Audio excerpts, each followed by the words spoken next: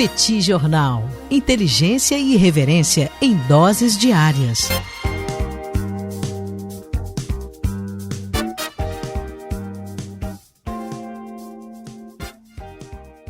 Olá, gente. Bem-vindos, bem-vindas ao Petit Jornal. Esse é o bate-papo 799. Estamos gravando numa live no YouTube do Petit Jornal. São exatamente 21 horas e 27 minutos da quinta-feira, 13 de fevereiro de 2025. Cá está a dupla de costume, a dupla que você conhece de cor.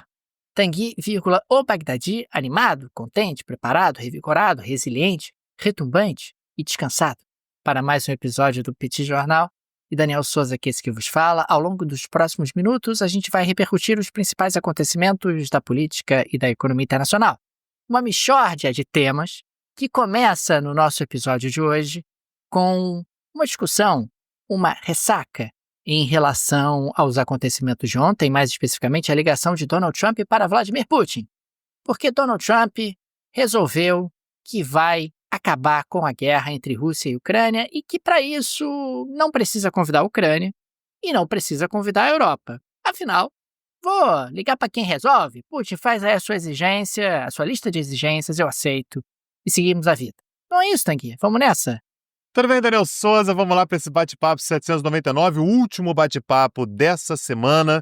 E sim, Daniel Souza, deixa aqui as boas-vindas, né, pessoal que nos acompanha, seja no YouTube, né, de onde sai a gravação do episódio que vai para o podcast. Deixa um abraço também pro pessoal do podcast.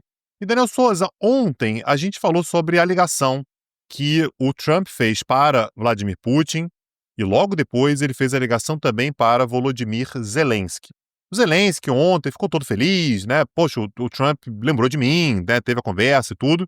Só que um pouco depois dessa conversa veio à tona a declaração do Peter Hegseth, né? Que é o secretário de Defesa dos Estados Unidos, lá na sede da OTAN, dizendo que, olha, a gente tem que ser realista com relação a essa guerra, né? Essa guerra não vai acabar com a Ucrânia retomando todos os territórios que ela perdeu desde 2014, ou seja, Crimeia, esses territórios todos aí que a Rússia tomou, 20% do território, a Ucrânia não vai retomar e a Ucrânia não vai entrar na OTAN. É aquele negócio, Daniel, tem que dar notícia ruim. Ele deu a notícia ruim toda de uma vez só, e foi isso. E aí ficou aquela coisa, né, Daniel? Pô, será que o Peter Hegseth, ele falou isso alinhado com o presidente e tal? E aí o Trump, Daniel, ele foi direto, objetivo e repetiu hoje a mesma coisa. Falou assim, ó, esse negócio aí da Ucrânia receber os territórios de volta não vai acontecer. E também a Rússia, a Ucrânia entrar na OTAN também não está parecendo que a coisa vai acontecer. Então, hoje, Daniel, a gente teve uma reação de diversos atores com relação a essas falas todas, né? A tudo que está sendo colocado na mesa agora, e principalmente levando em consideração que existe uma possibilidade grande de Trump e Putin se encontrarem em breve, né? Está sendo cogitado onde é que esse encontro pode acontecer, se vai ser na Arábia Saudita, se vai ser nos Emirados Árabes Unidos, mas é muito provável que esse encontro aconteça em breve. Hoje, Daniel, o Zelensky, por exemplo, ele disse que é importante que os líderes mundiais não acreditem tão prontamente na intenção de Putin em acabar com a guerra. O Zelensky, Daniel, ele está numa posição muito difícil, né? Porque ele quer o Trump do lado dele, mas ao mesmo tempo ele também quer alertar que o Trump está sendo enganado. É basicamente isso, né? O recado do Zelensky é esse.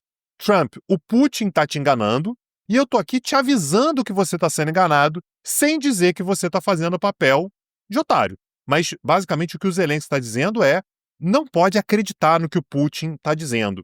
Outro que falou também, Daniel, foi o chanceler ucraniano, o Andriy Sybiha, que disse que nada pode ser discutido sobre a Ucrânia sem a Ucrânia e nada pode ser discutido sobre a Europa sem a Europa.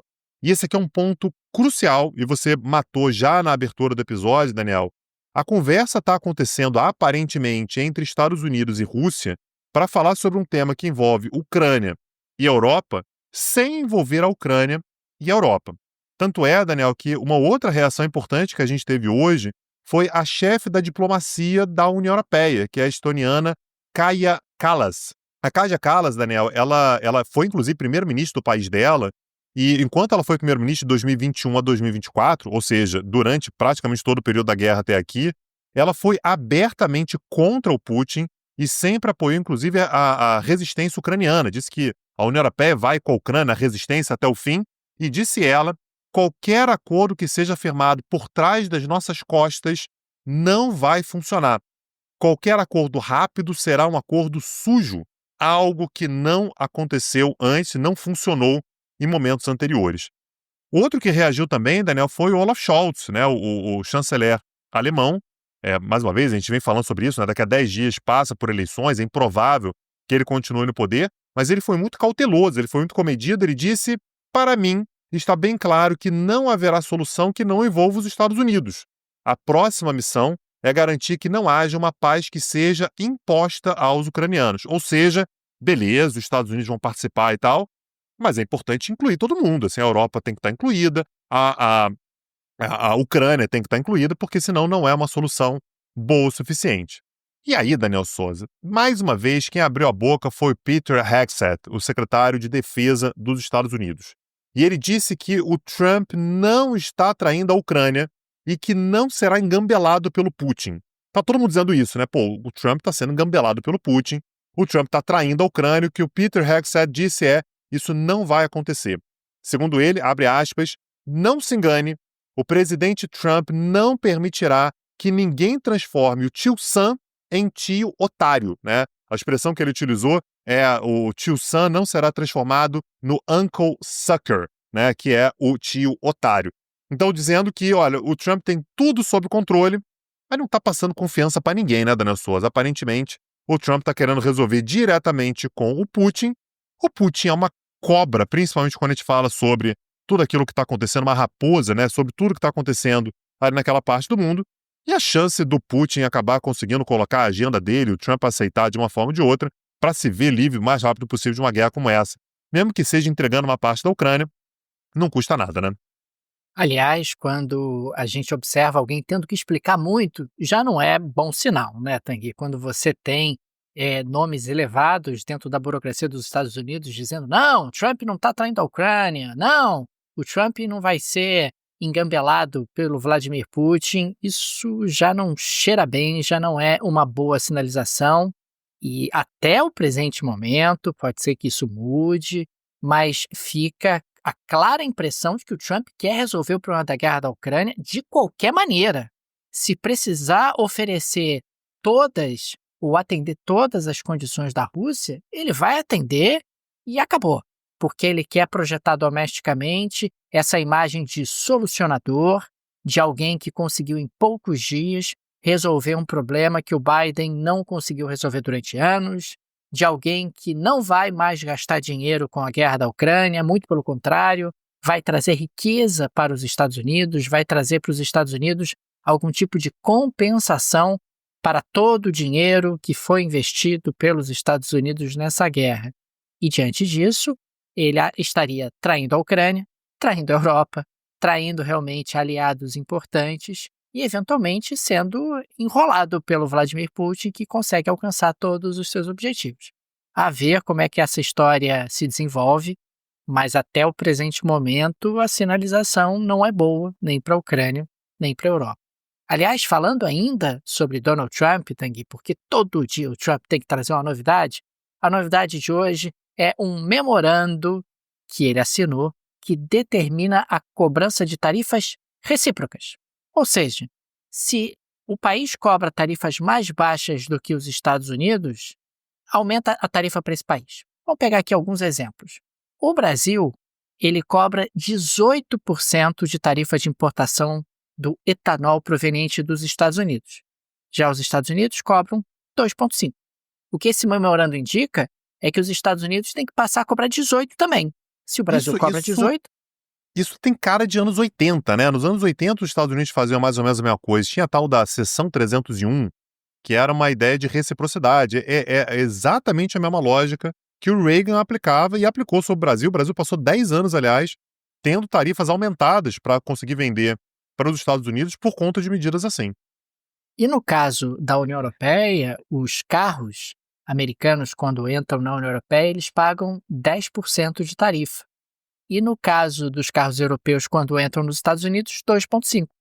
Ou seja, segundo essa sinalização do Trump, a importação de carros europeus teria que passar a pagar 10% de tarifa. Se isso efetivamente for levado adiante, porque por enquanto é um memorando de intenções, é o Donald Trump uma vez mais, oferecendo lead para os jornalistas, mostrando que ele está agindo, é uma coisa bem Maquiavel, né? Você tem que fazer o bem aos poucos, o que ele considera o bem nesse momento, anuncia todo dia uma tarifa nova, alguém mais sendo impactado, mesmo que essas tarifas não sejam eventualmente levadas adiante, mesmo que elas sejam desidratadas em algum momento no futuro, não importa, ele está projetando uma determinada imagem. Mas se isso aqui for levado adiante, o Brasil pode ser bastante prejudicado, porque o Brasil tarifa bem mais os produtos americanos do que o contrário. Isso é algo que às vezes a gente esquece. O Brasil é um país bastante protecionista do ponto de vista tarifário. E se entrar numa lógica de reciprocidade em relação ao mercado americano, o Brasil pode ser muito impactado, pode entrar pelo cano. Mas, até lá, aqui a gente não tem nenhuma tarifa específica, não tem nenhum produto específico, nenhum país específico, é apenas um direcionamento que ele estaria oferecendo, mas ainda precisaremos de mais concretude, porque sim, o Trump oferece novidades a conta-gotas, né, como forma de se manter o tempo todo no noticiário e fortalecer a projeção de imagem que ele quer fortalecer. Perfeito. Daniel Souza, eu quero lembrar a todo mundo que está ouvindo a gente aqui que quando a gente fala sobre Donald Trump, quando a gente fala sobre a geopolítica, quando a gente fala sobre esses anúncios todos, a gente tem uma dimensão tecnológica muito importante também, né? A gente falou nas últimas semanas bastante sobre inteligência artificial, como é que a inteligência artificial também é uma ponta de lança aí nessa disputa geopolítica entre Estados Unidos e China, o que apenas denota, Daniel, o tamanho da importância de você conhecer mais sobre inteligência artificial, mais sobre tecnologia de uma forma geral. E se você quer conhecer sobre isso, gente, tem que conhecer a Alura. A Alura é a maior escola de tecnologia do Brasil. A Alura, ela ensina pessoas todos os dias, de diversos setores, de tudo quanto é idade, de qualquer formação, a se virar melhor quando a gente fala sobre tecnologia. A Alura funciona, Daniel, tanto para pessoas que são muito avançadas já com tecnologia, que já trabalham com isso, mas que querem novos certificados, novas habilidades, querem saber mais sobre determinados assuntos, querem se capacitar em determinadas frentes tecnológicas, o que pode ser muito importante do ponto de vista profissional, como também para pessoas que estão apenas começando, pessoas que são leigas em tecnologia. É o meu caso. Eu não sou um cara versado em tecnologia para muito além do básico, e a Alura, ela tem uma série de cursos que me interessam profundamente e que me permitem, inclusive, crescer profissionalmente em diversas frentes. Então, a Alura, ela serve para você que está querendo melhorar, que está querendo alcançar novos objetivos profissionais, conhecendo mais sobre tecnologia. A Alura oferece 15% de desconto sobre todos os planos para você que é ouvinte do Petit Jornal, desde que utilize o link que está na descrição desse episódio. Gente, a plataforma da Alura é impecável. Fica aqui a nossa recomendação para que vocês visitem a plataforma da Alura. Você tem a versão mobile com o aplicativo, você também tem a versão ali para ser utilizada no laptop. Cliquem no link do descritivo, desconto super especial para os amigos e amigas do Petit Jornal. O letramento tecnológico é algo absolutamente incontornável para qualquer profissional. E no caso da Alura, você tem aí cursos para os mais diferentes níveis de conhecimento.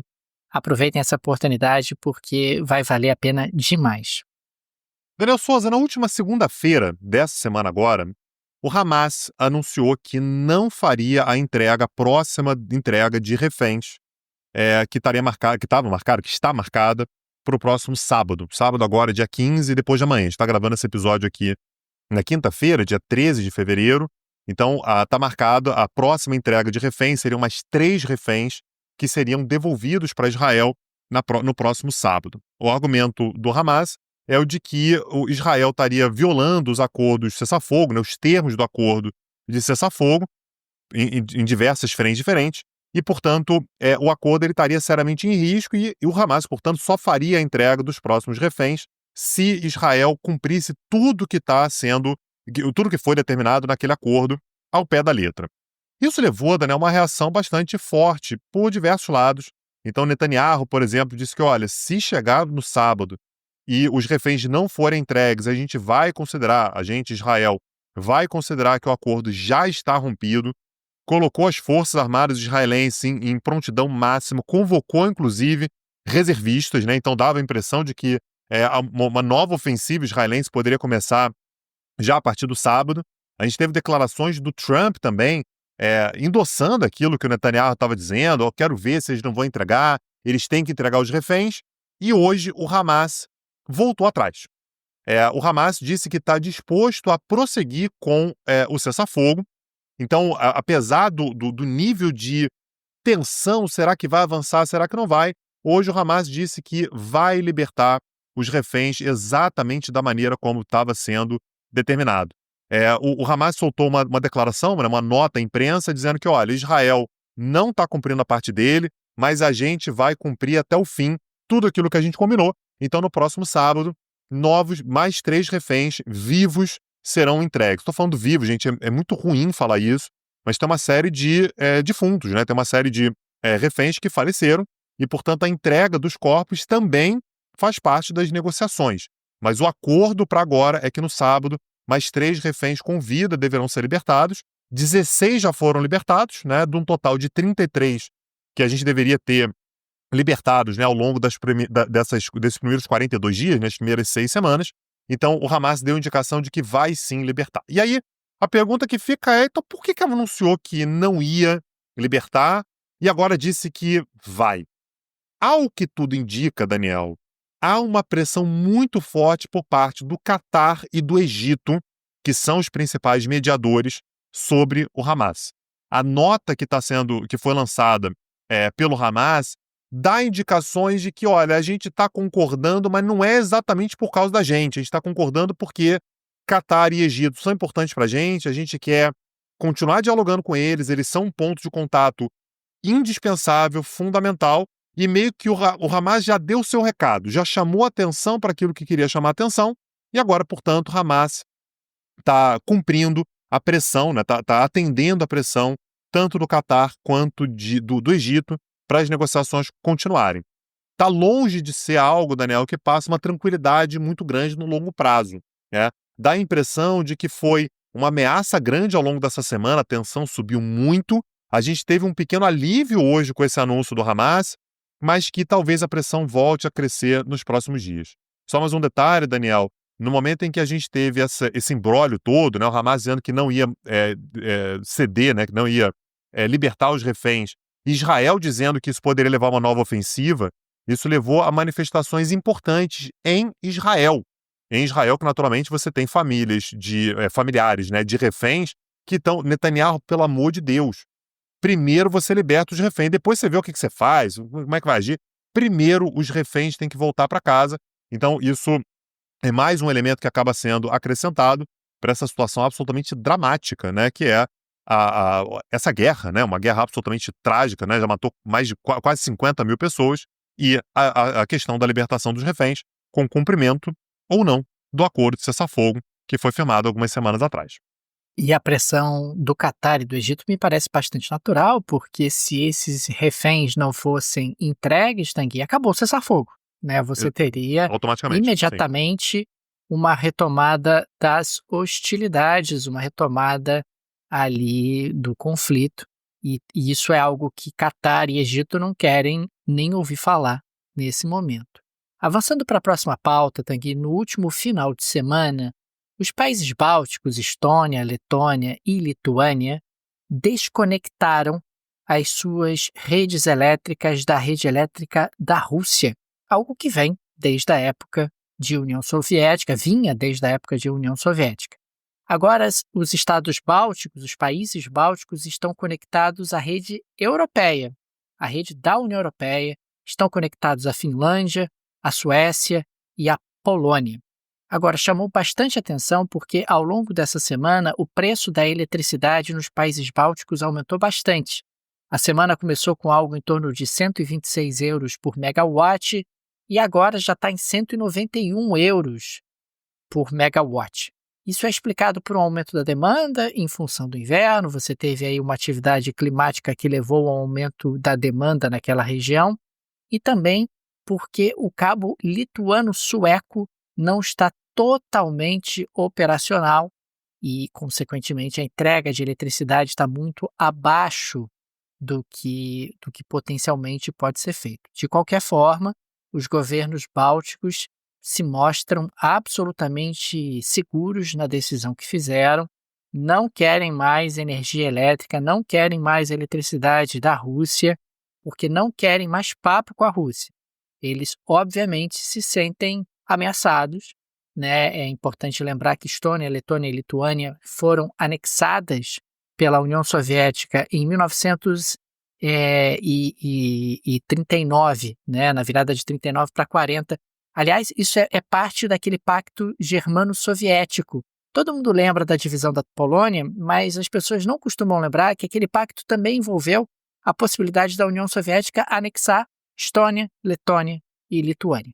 E Estônia, Letônia e Lituânia fazem parte da OTAN, fazem parte da União Europeia e, consequentemente, se sentem um pouco mais protegidas, mas, de qualquer forma, o seguro morreu de velho e esses países querem se distanciar ao máximo possível da Rússia e aprofundar a sua integração em relação à Europa, mesmo que no curto prazo isso represente um aumento do custo da energia.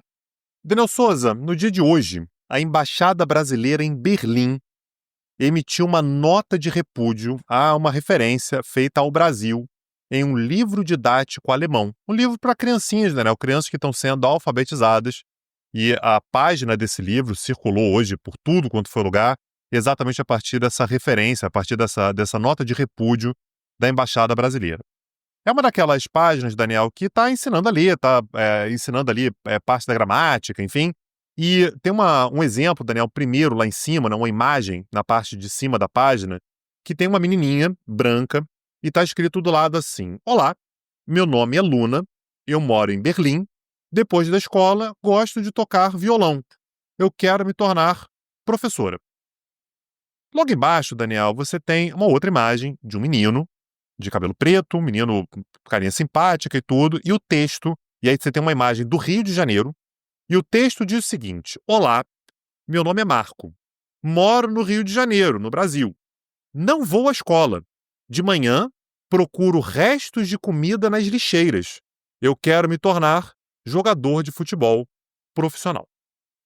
A mensagem que está dada ali, portanto, é uma menina branca, alemã, ela vai para a escola, ela toca violão e ela quer ser professora.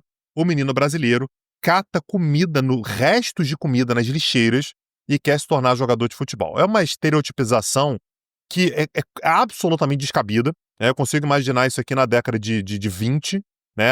No momento atual, realmente é um negócio completamente inimaginável.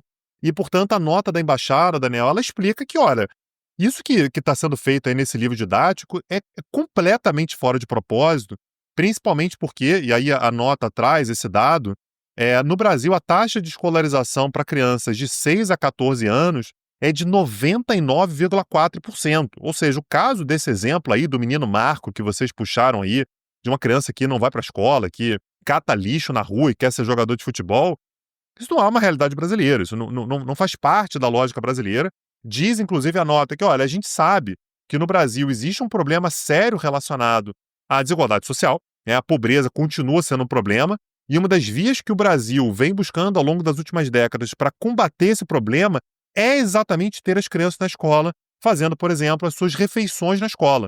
Então, é o contrário, não é que a criança não vai para a escola porque ela vai catar lixo para comer, e sim o contrário, pelo fato de que ela não precisa catar comida na lixeira, pelo fato de que ela vai para a escola e consegue fazer todas as suas refeições por lá. A editora já respondeu a nota, Daniel, e disse aquela coisa de sempre, né? Lamentamos muito que isso tenha causado uma impressão errada, não era a nossa intenção, o nosso objetivo é sensibilizar as crianças para a diversidade do mundo, olha que canalice, Daniel, e dar a elas uma visão diferenciada das diferentes culturas. Levamos esse feedback muito a sério e gostaríamos de enfatizar que estamos revisando o material. Essa resposta, Daniel, é horrorosa também, né, Tanguy? É horrorosa, é basicamente uma admissão de que eu só apenas quis mostrar como é que o mundo é, e aí vocês ficaram ofendidos aí, peço desculpas se ofendeu alguém.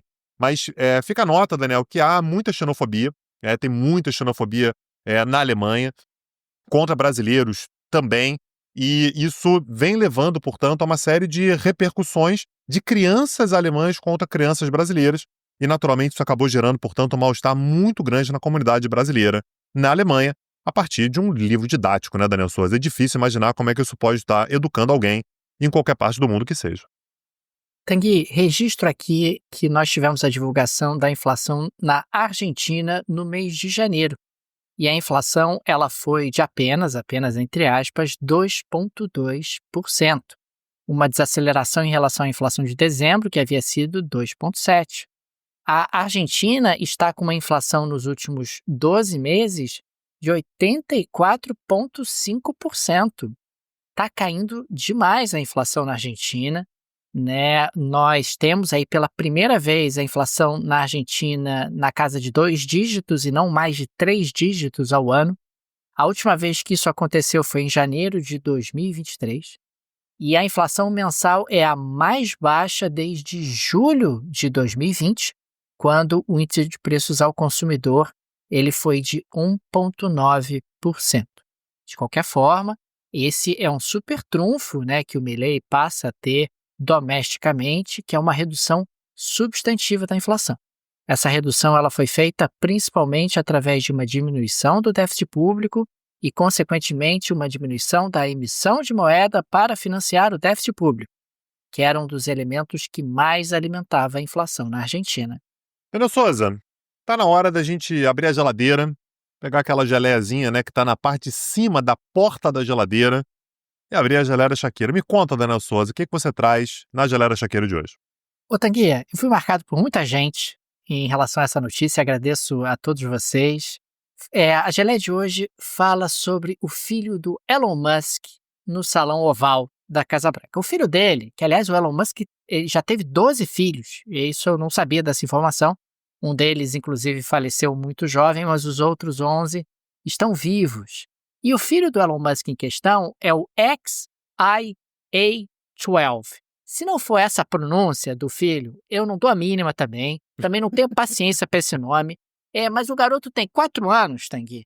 E o que acabou acontecendo foi que num determinado momento ele virou para o Donald Trump e disse, abre aspas, você não é o presidente. Você precisa ir embora, fecha aspas. Donald Trump, rapaz, ouviu e fingiu que não ouviu. Porque afinal nós não sabemos quem é chefe de quem. Se o Elon Musk é chefe do Donald Trump ou se o Donald Trump é chefe do Elon Musk. Temos aí uma bola dividida. O Elon Musk, inclusive, foi recentemente capa da Time. Tô achando que não cabe tanto ego numa sala só. Né? Isso aí para dar confusão não custa muito. Mas, ao contrário do Bannon, por exemplo, que o Trump chutou em outros carnavais, o Elon Musk, algo me diz que será um pouco mais complicado chutá-lo. O Elon Musk não... aliás, o Steve Bannon não lança satélite, né? Que nem o Elon Musk lança. Pois é. E o Elon Musk contribuiu para a campanha. O Elon Musk é dono de rede social. O Elon Musk é bem mais complicado, o buraco é mais embaixo, mas de qualquer forma, fica aqui o registro que o filho do Elon Musk acabou ali dando uma enquadrada no Donald Trump em pleno Salão Oval. Daniel Souza, aproveitando que você falou de Donald Trump, quero lembrar que na próxima terça-feira, dia 18 de fevereiro, às 19 horas, nós teremos uma aula gratuita no YouTube do Petit Jornal, absolutamente gratuita. Você participa todo mundo, espalha para quem você quiser e tal. A aula vai ser ao vivo, mas vai ficar gravada também. Mas é claro, a gente quer que você assista ao vivo junto com a gente. Uma aula biográfica sobre Donald Trump. Daniel, tô descobrindo, tô puxando a capivara do rapaz para preparar essa aula. Tô descobrindo um monte de coisa, viu? A trajetória dele, família, filhos. A gente vai entender muita coisa. A gente vai falar das participações cinematográficas dele. Sim, todas elas, Daniel Souza. Todas elas. Tá tudo mapeado já, propagandas, programas de televisão. Vamos falar sobre escândalos, vamos falar sobre tudo. A gente não vai ter papas na língua. Isso é algo que a gente já fez várias vezes no Petit Cursos, né, que é trazer a biografia de determinadas figuras. Então, por exemplo, é impossível você entender a Turquia atual se você não entende o Erdogan. E se você não entende, para você entender o Erdogan, você tem que entender a história familiar dele, a história de vida dele, como é que ele se tornou o Erdogan que ele é hoje. Angela Merkel, Vladimir Putin, foram todas pessoas sobre as quais a gente olhou muito para a biografia, e agora a gente vai fazer isso também com o Donald Trump. Com a diferença de que, no caso do Donald Trump, isso vai ser uma aula gratuita. É uma forma de você conhecer o nosso projeto do Petit Cursos. Aliás, acessa lá petcursos.com.br para você ver todo o catálogo de cursos que a gente já fez inclusive as aulas biográficas. Fica aqui, Tanguy, também o nosso agradecimento aos apoiadores e apoiadoras do Petit Jornal, vocês que ajudam a manter esse projeto de pé. Fica o nosso carinho, o nosso abraço, o nosso muito obrigado a cada um de vocês. Petit é uma mídia pequena, não tem nenhuma produtora por trás, nenhum conglomerado por trás, e por isso a ajuda de nossos apoiadores é tão importante. E fica aqui o nosso genuíno agradecimento a cada um de vocês.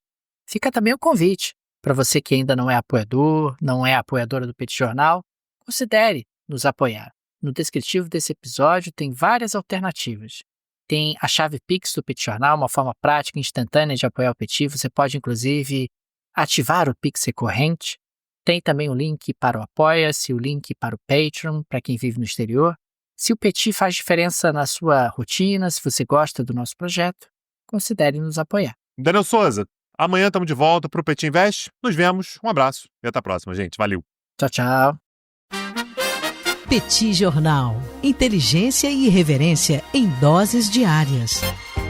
Acesse www.petitjornal.com.br.